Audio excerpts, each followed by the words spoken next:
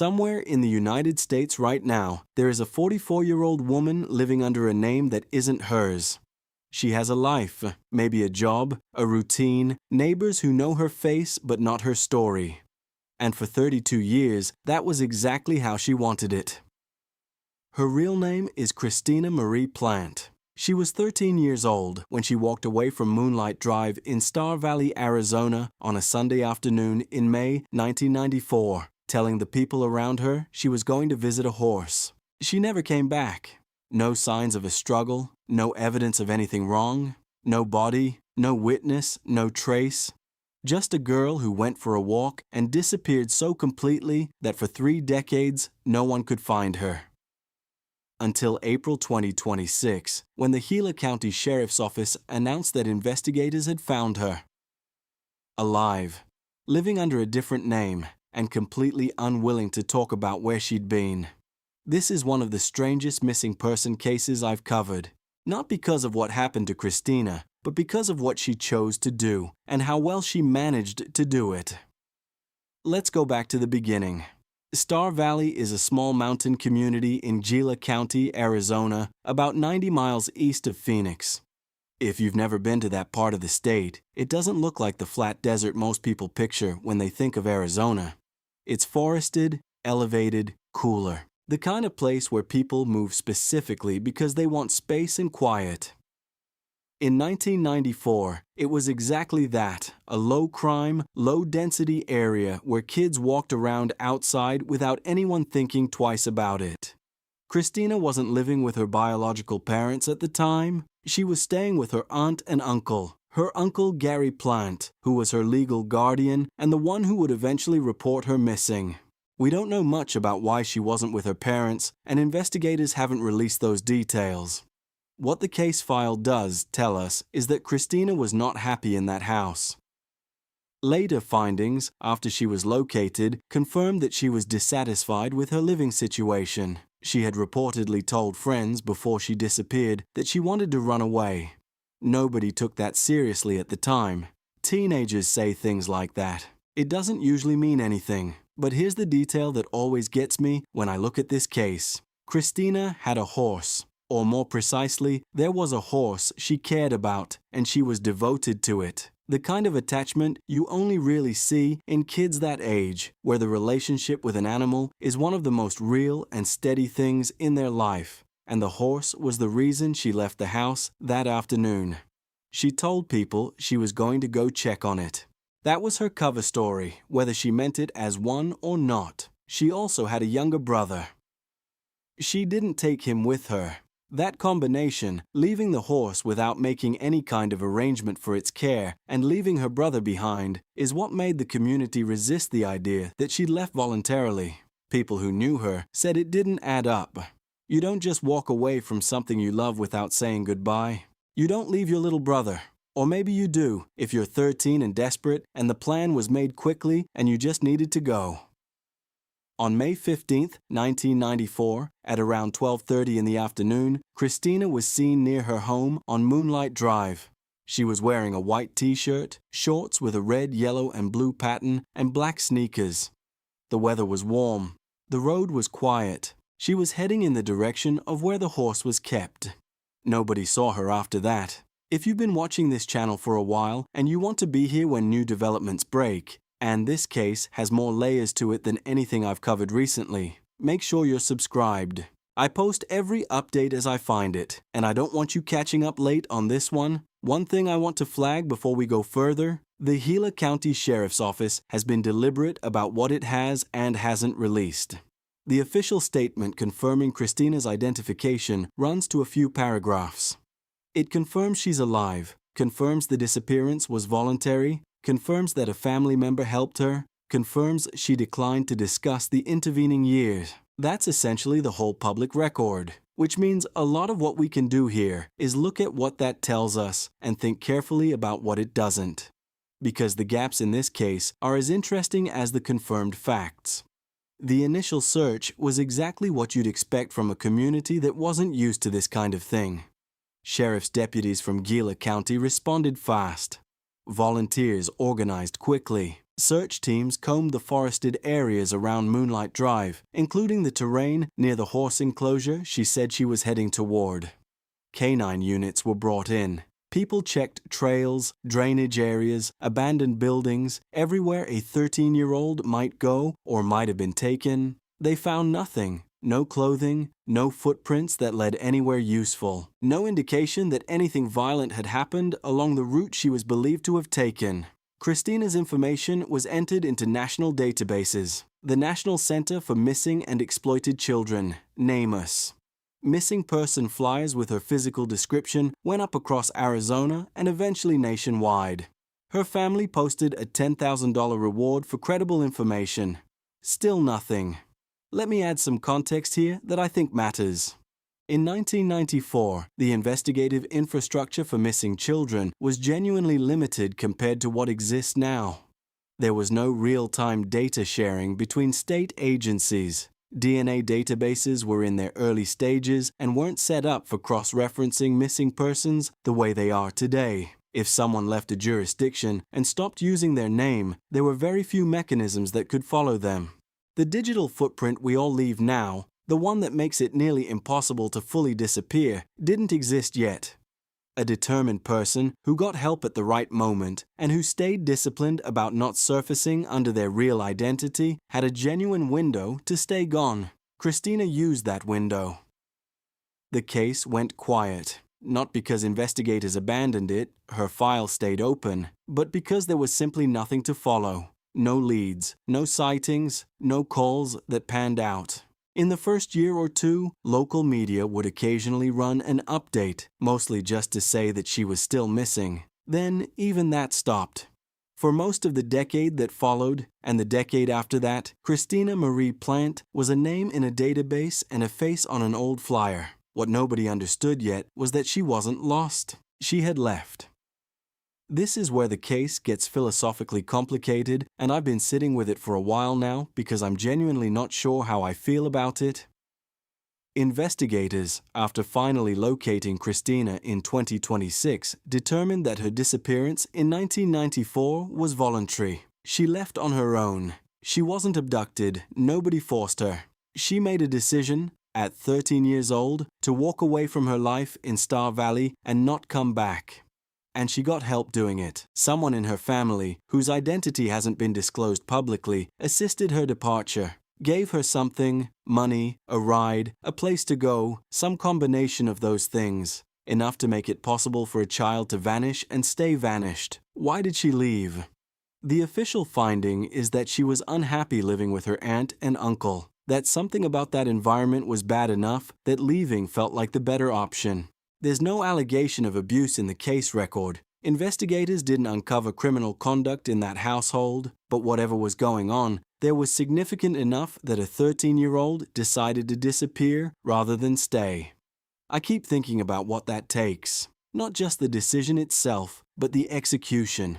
She walked away at 12:30 in the afternoon. She gave herself a cover story that would buy a little time, going to see the horse. She had someone waiting to help her. And then she just didn't come back. And for 32 years, she stayed gone. Let me tell you what that means in practice. It means she lived for 3 decades without using her real name, without appearing in official records under Christina Marie Plante, without filing taxes, getting a driver's license, opening a bank account, seeing a doctor, without doing any of the everyday things that would have flagged her in a system that had her name and a missing person report attached to it. Either she found ways around all of those things, or she built a completely new paper identity, or some combination of both. That's not easy. That's actually extraordinarily difficult to sustain for 32 years. And she did it. 32 years is long enough that the people who searched for her in 1994 are now in their 50s and 60s. Long enough that some of them are probably retired. Long enough that the world those investigators worked in, no real-time data sharing between agencies, no widespread DNA databases, no digital footprints to follow, is basically unrecognizable compared to today. She disappeared into a gap in the system that doesn't exist in the same way anymore. And she stayed there until the system caught up with her. I want to take a minute here and talk about where this case sat for most of those 3 decades because it matters for understanding how the resolution actually happened. From roughly 1995 to the early 2020s, there were no significant public developments. The file was open. Occasionally, a detective would pull it out and look for something new. But there was nothing new to find. The case had all the hallmarks of what law enforcement sometimes categorizes as a voluntary juvenile disappearance, a minor who intentionally leaves and actively avoids being found. Without evidence of a crime, resources naturally shift to cases with more immediate urgency. If you're still watching and you want to follow this kind of coverage, cases where the outcome isn't what anyone expected, hit subscribe. I'm going deeper on this one in the coming weeks, and there are details I haven't been able to fully verify yet that I'll cover as they develop. The thing that changed was structural. In the early 2020s, the Gila County Sheriff's Office built out a dedicated cold case unit. Investigators who could focus specifically on older files, with the time to do what active case detectives don't have: go back to the beginning, reread everything, re-examine every assumption, find the things that got missed because someone was handling 12 cases at once. Christina's case was among the ones selected for fresh review. What the cold case unit brought to it that wasn't available in 1994 was access to modern identity verification systems, the ability to cross-reference records across jurisdictions, the kind of data integration that lets you find a person who's been living under a different name for 30 years, if they've touched any official system at all. And Christina, by 2026, was 44 years old. At some point over 3 decades, she had to have touched something. A lease. A medical record, something. The official statement from the Gila County Sheriff's Office says investigators developed new leads through advances in technology, modern investigative techniques, and detailed case review. They've been careful not to specify which methods broke the case open, but the outcome is clear. Detectives made contact with Christina directly. They went to wherever she was, they knocked on a door or made a call. And the woman on the other side was Christina Marie Plante, confirmed through modern identification procedures that meet current evidentiary standards. The announcement came through the department's public channels in early April 2026. After 32 years, her status as a missing person was officially resolved. There's something worth saying about the cold case unit that broke this open. These units have become more common across the country over the last decade or so, and their track record is real. The Golden State Killer was identified through genetic genealogy. The Zodiac Killer's SFPD file was officially closed in 2023 after investigators ran it through new analysis methods. Cases that looked permanently cold have closed through identity verification tools that didn't exist when the crimes were committed. The Gila County unit was working within that same framework. Take an old file, apply new eyes and new tools, see what the old investigation couldn't see. What they found in Christina's case wasn't a hidden crime, it was a hidden person, and that distinction matters for how we think about everything that comes next. Now here's the part that I find genuinely hard to sit with. When investigators made contact with Christina, she declined to provide details about the intervening years. She described her life in Star Valley as her old life. She referred to what she'd left behind as something from another version of herself, something she'd closed a door on 32 years ago and had no intention of reopening. She was, according to the official description, not willing to cooperate with the details. She's 44 years old. She built something. She has a life. And investigators showed up and confirmed what she'd apparently spent 3 decades trying to avoid: being found. I don't know how to feel about that. I've gone back and forth on it. On one side, there are people who searched for her. Her uncle Gary reported her missing and presumably spent years not knowing. Her younger brother grew up without his sister. There are community members who organized searches and put up flyers and wondered for decades what happened to that girl from Moonlight Drive. They deserved to know she was alive, and now at least they know. On the other side, she was a child who was unhappy enough to walk away from everything. Whatever she was running from was real to her. Even if no crime was ever committed, she built an entire second life. She managed to disappear so thoroughly that it took 32 years and a dedicated cold case unit and modern data systems to find her. And when they found her, she looked at her past and called it her old life and asked in effect to be left alone. The sheriff's office is doing exactly that. Their statement explicitly says they will not release further details about her current whereabouts or circumstances out of respect for her privacy and well-being. No crime occurred. No arrest was made. The case is closed. Christina gets to keep whatever she's built. I've been thinking about the practicalities of what Christina actually did, and I keep getting stuck on the timeline of it. She left in May 1994. She would have been 13, maybe just about to turn 13, living in a rural Arizona mountain town with limited resources of her own.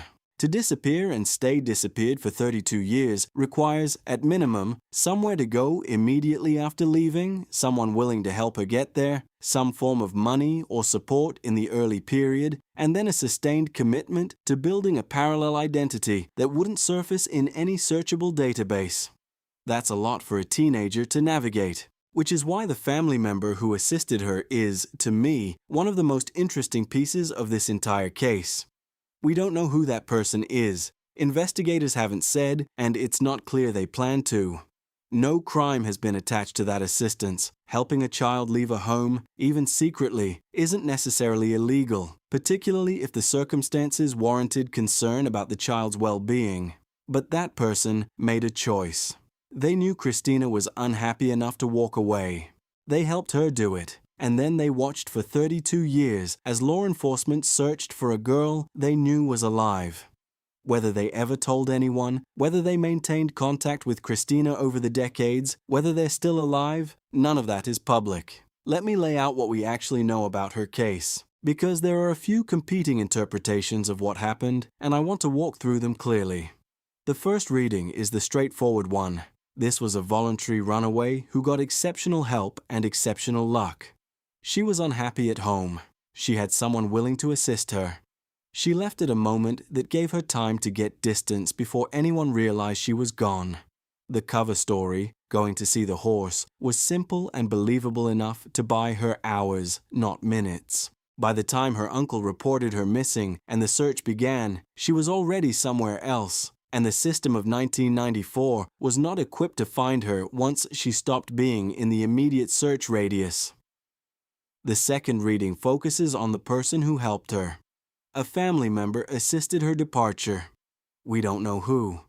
We don't know what they provided, or what they knew about her situation, or whether they understood the full weight of what they were participating in. Did they know she'd stay gone for 32 years? Did they maintain contact with her over the decades? Is that person still alive? None of that is public. Investigators haven't indicated any criminal investigation is being opened regarding that individual. There's also a fourth angle I want to raise because I think it gets missed in the coverage I've seen. Christina's uncle Gary was the one who reported her missing. He was her legal guardian.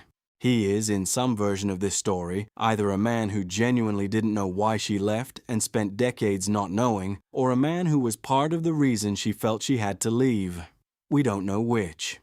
Investigators said they found no evidence of criminal misconduct in the household, no abuse, no coercion connected to her disappearance. But no criminal misconduct is a specific legal bar.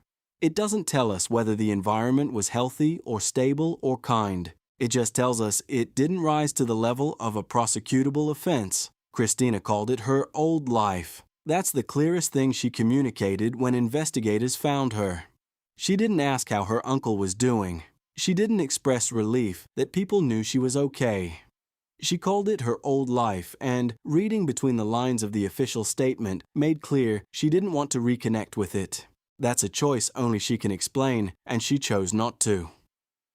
The third reading, and this is the one that keeps coming back to me, is the question of what those 32 years actually looked like. We know almost nothing. We know she's alive and in stable health. We know she's been in the United States. We know she built enough of a life that she was findable through official records, which means at some point she had to have a name that worked. But what happened between May 1994 and April 2026? That's 32 years of life that exists behind a closed door, and Christina has made clear she has no interest in opening it. I respect that. I also find it deeply unsatisfying, and I think both things can be true. Here's where the case sits as of now. The Gila County Sheriff's Office has formally closed Christina Marie Plante's missing person file. Sheriff Adam Shepard confirmed the resolution. The cold case unit that reopened her file re-examined the evidence and applied modern investigative tools to a case that had been cold for nearly 30 years, delivered an outcome that, statistically speaking, almost never happens.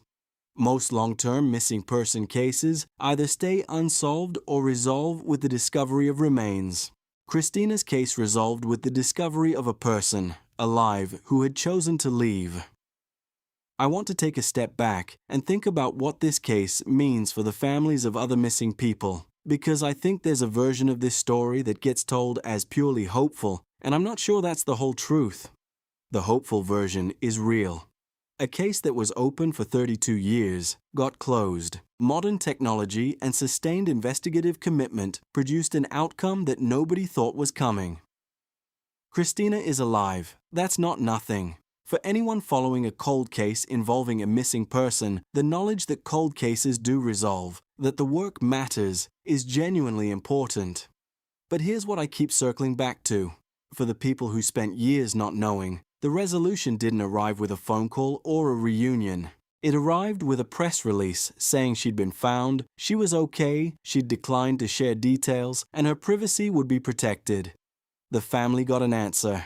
They didn't get Christina. The door she closed 32 years ago stayed closed. She just finally confirmed it was intentional. I don't know whether that's better or worse than the alternative. I genuinely don't. And I think it's worth sitting in that discomfort for a second, because the missing person conversation almost never accounts for this possibility. That the person you've been searching for made a choice, and part of that choice was to stay lost to you. National outlets, CBS News, NBC News, People, Fox News, covered the announcement. The reaction from most people who followed the case was some version of relief mixed with disbelief mixed with more questions. Because getting an answer to the biggest question, is she alive, doesn't answer any of the others. It just gives you a new set to carry. I want to ask you something directly, and I genuinely want to hear your answer in the comments. Because this case is different from almost anything else I've covered. Most of the time, when we follow a missing person case, we're hoping for a living resolution and bracing for the alternative. When Christina was found alive, that should feel like the best possible outcome. And in a narrow sense, it is. She's alive, she's okay, no crime was committed. But there's something about the way it resolved that doesn't feel clean. A child was unhappy enough to walk away from her entire life, including a horse she loved and a little brother she left behind, and managed to stay gone for 32 years. And when investigators finally found her, she called everything she'd escaped her old life and asked to be left alone. There's also a question I haven't seen anyone ask publicly that I think deserves an answer eventually. What happens to the cases that are similar to Christina's but haven't resolved yet? Right now, there are thousands of long-term missing person cases in national databases. A portion of those involve juveniles who may have left voluntarily, who may be alive, who may be living under different names. They're listed as missing. Resources have been spent looking for them. Families are waiting. How many of those people are out there the way Christina was? Living a life they built, under a name they chose, with a past they'd prefer to keep behind a closed door. We genuinely don't know. The voluntary disappearance category is real but difficult to confirm without locating the person, because from the outside, a voluntary disappearance and an abduction can look identical in the absence of evidence. Christina's case took 32 years and a dedicated cold case unit applying modern technology to close. For the families still waiting, the lesson is mixed. Yes, it's possible. It happened, but it took 32 years. And the resolution they got was not the one most of them are hoping for. So here's my question. Do you think she made the right call? Not whether she had the right to leave. She was a child, and that's complicated. But whether the way she did it, and the way she maintained it, and the way she responded when they found her, adds up to something you can make peace with. I don't know what my answer is. I want to know what yours is. Leave it in the comments. Subscribe if you're not already. I cover cases like this one, the ones that don't resolve the way you expect, that leave you with more questions than you started with, and there's more coming. There's a case in my pipeline right now that makes Christina Plante's disappearance look simple by comparison. Before I go, there's one more thing I want to say about this case and who it belongs to. There's been some criticism, in cases like this, of the media attention that follows when a missing person is found alive but chooses not to engage. The argument is that the person has made their choice and deserves to be left alone, and that continued coverage is a form of intrusion. I understand that argument, but I also think Christina Marie Plante's story is genuinely important for reasons that have nothing to do with satisfying curiosity. It's a case that shows how voluntary disappearances happen, the conditions that create them, the systems that fail to catch them early, the tools that eventually close them decades later.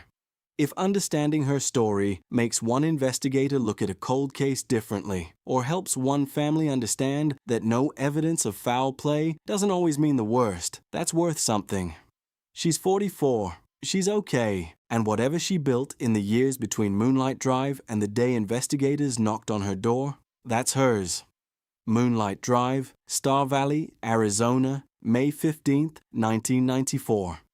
A girl in a white t-shirt and colorful shorts said she was going to see a horse and never came back. 32 years later, investigators knocked on the door of a woman with a different name and a different life and found her. She's okay. She chose this. And whatever she's built in the time between then and now belongs to her.